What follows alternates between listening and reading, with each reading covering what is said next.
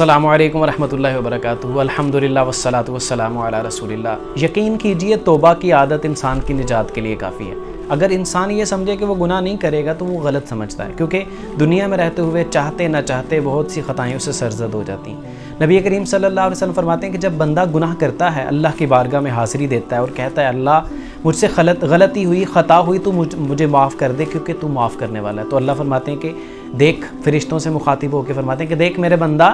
مجھ سے توبہ کر رہا ہے، معافی مانگ رہا ہے، اسے پتہ ہے کہ اس کا رب معاف کرنے والا بھی ہے، اور اگر وہ توبہ نہیں کرے گا تو اس کی پکڑ بھی سخت ہے،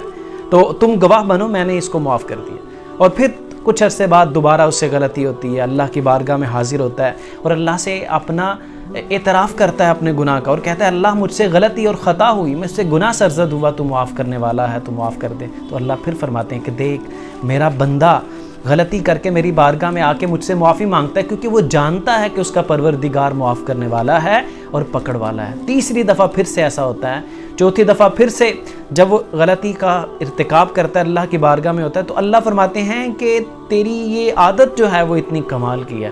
کہ جا تو جو کچھ مرضی کرتا، پھر اللہ نے تیرے گناہ معاف کیے۔ کیوں؟ کیونکہ اب تیری عادت یہ بن چکی ہے کہ اب تو اگر تجھ سے کوئی غلطی سرزد ہو تو صدق دل کے ساتھ اس کے برڈن کو اور اس کے بوجھ کو محسوس کر کے میری بارگاہ میں آ کے سر تسلیم خم کر کے توبہ لا کر میری بارگاہ میں رجوع کرتا ہے، مجھ سے معافی مانگتا ہے۔ اب تیری یہ عادت ایسی ہے کہ اس عادت کی وجہ سے اللہ تیرے گناہ معاف فرما دے گا۔